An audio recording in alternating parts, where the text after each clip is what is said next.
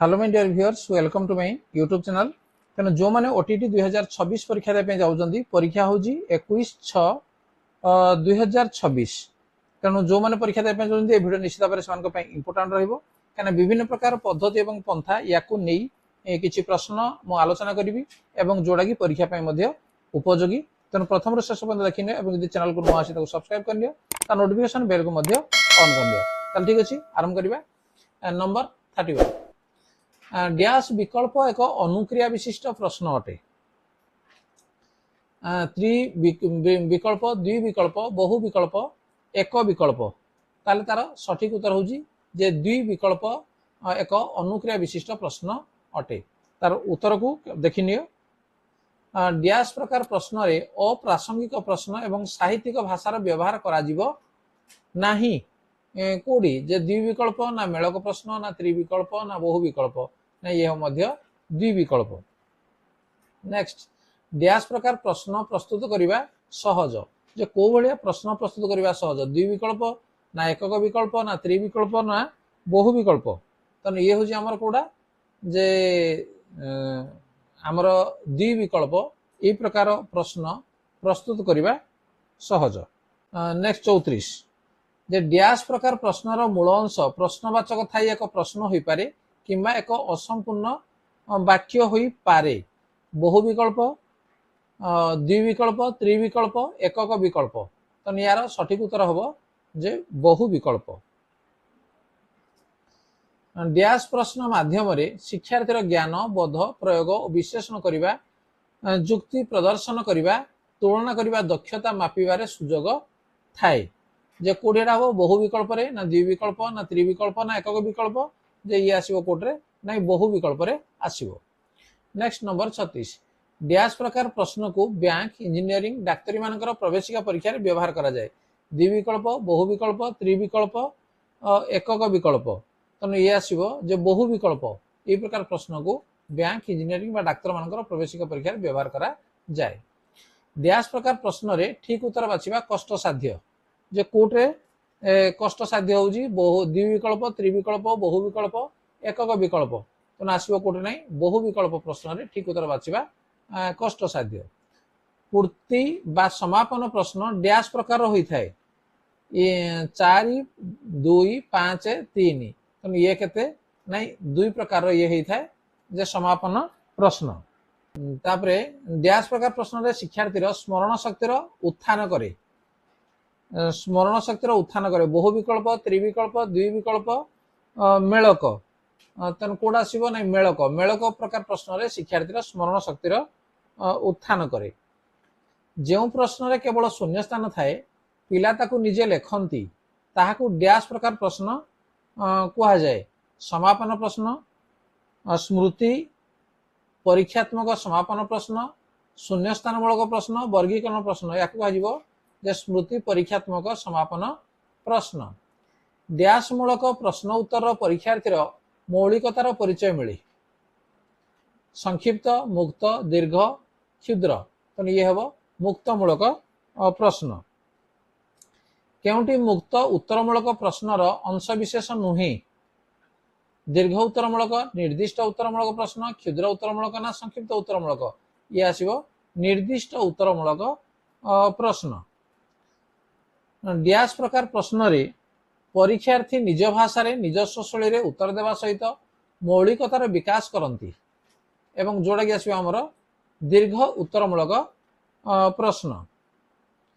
Dash प्रकार प्रश्नर मूल्यांकन कला बेले परीक्षकंकर व्यक्तिनिष्ठता रहिबा दरकार। संक्षिप्त उत्तरमूलक, दीर्घ उत्तरमूलक, क्षुद्र उत्तरमूलक ना निर्दिष्ट उत्तरमूलक। तो ये मध्ये आसीबो जे दीर्घ उत्तरमूलक।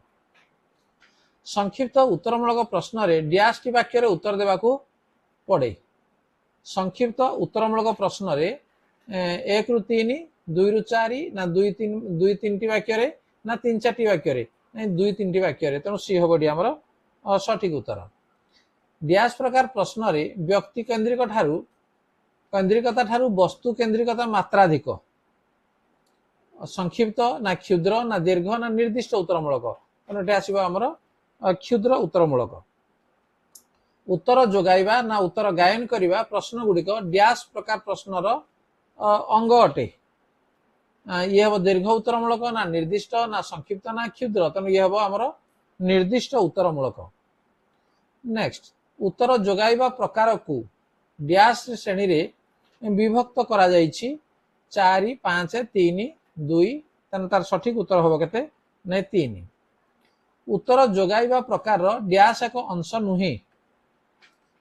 प्रश्न, मेलक, पूर्ति, भक्ति, मेलक, ये हम सठिक उत्तर। उत्तर चयन प्रकार डैश भाग रे विभक्त 4 3 6 2, ना ये हूँ 3 भाग रे विभक्त। प्रश्नर प्रथम अंशर संपर्क को देखि द्वितीय अंश संपर्क स्थिर करी उत्तर लेखिबा को डैश प्रकार प्रश्न कहंती। संपर्क निर्णायक प्रश्न, सज्जीकरण प्रश्न, असंपर्कित ना विभागीकरण प्रश्न, ये संपर्क निर्णायक प्रश्न। जार जीवन थाए ताहा डैश, यह डैश प्रकार प्रश्न अटे। शून्य स्थान पूरण, संपर्क निर्णायक, एक पदरे प्रकाशक ना सज्जीकरण प्रश्न, ये हूँ एक पदरे प्रकाशक। डैश प्रश्नर समाधान करिया पई पिलांक मनरे कौतूहल सृष्टि होता है। भ्रम संशोधन, वर्गीकरण, सज्जीकरण, संपर्क निर्णायक जे कोड़ा नहीं तार सठिक उत्तर आसिबो जे वर्गीकरण प्रश्नर समाधान। आविष्कार पद्धति केउ अप्रोच र अंतर्गत? आविष्कार पद्धति केउ अप्रोच र अंतर्भुक्त? ना इंटीग्रेटेड, ना कंस्ट्रक्टिव, प्रोजेक्ट, ना परीक्षण अप्रोच, तो ये हेबो कंस्ट्रक्टिव अप्रोच र अंतर्भुक्त। रेटिंग स्केल को डैश प्रकार रो विभक्त करा जाइछि 2 3 4 6, तो ये 3 प्रकार विभक्त करा जाइछि। डैश एक रेटिंग स्केल रो पॉइंट नुहे 4 3 5 7, तेणु 4 क्या ये हूँ आम अजुग्म संख्यक रेटिंग स्केल रो पॉइंट सब बेले हम। नेक्स्ट, डैश जातीय पाठ्यक्रम आधार माध्यम श्रेणी कक्षार शिक्षण को जीवन में प्रयोग करें और परिवेश अभिज्ञता हासिल सुजोग पाइबे, तो यार सठिक उत्तर है 2005 जातीय पाठ्यक्रम आधार। नेक्स्ट, डैश द्वारा शिक्षार्थी दुर्बलता को चिन्हट करी ताकू भविष्य पंथा परामर्श दिया जाए। प्रकल्प कार्य, कृति मूल्यायन, मूल्य निर्धारण, प्रतिपुष्टि, तो सठिक उत्तर आसिबो कोन जे मूल्य निर्धारण। शिक्षार्थीर दुर्बलता को ठीक चिन्हट करी शिक्षार्थी को दिया जाइथिबा पुनर्बार शिक्षादान को डैश शिक्षादान कहा जाए। धनात्मक, गुणात्मक शिक्षादान, प्रतिकारात्मक मूलक शिक्षादान ना मुक्त शिक्षादान, या प्रतिकार मूलक शिक्षादान बोली ताको कहा जाए। डैश परीक्षा फलाफल को आधार करी शिक्षार्थी मान को विभिन्न दल में विभक्त करी आवश्यक और उपयुक्त प्रतिपृष्ठ जोगाइबारे शिक्षक समर्थ हुअंती। यार सठिक उत्तर कौन जे धनात्मक शिक्षादान ना निदानात्मक ना गुणात्मक ना विजुतात्मक, ये हम निदानात्मक परीक्षा।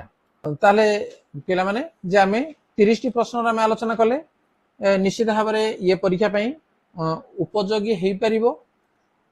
तेणु चैनल को सब्सक्राइब करनियो, ता नोटिफिकेशन बेल को मध्य ऑन करनियो। जेतेबेले वीडियो मु अपलोड करबी निश्चित भाव में तुम पाखरे पहुंच पारिबो। ताले ठीक अछि, आज आलोचना को रखिबा एवं पुणी देखा हबो परवर्ती आलोचना रे।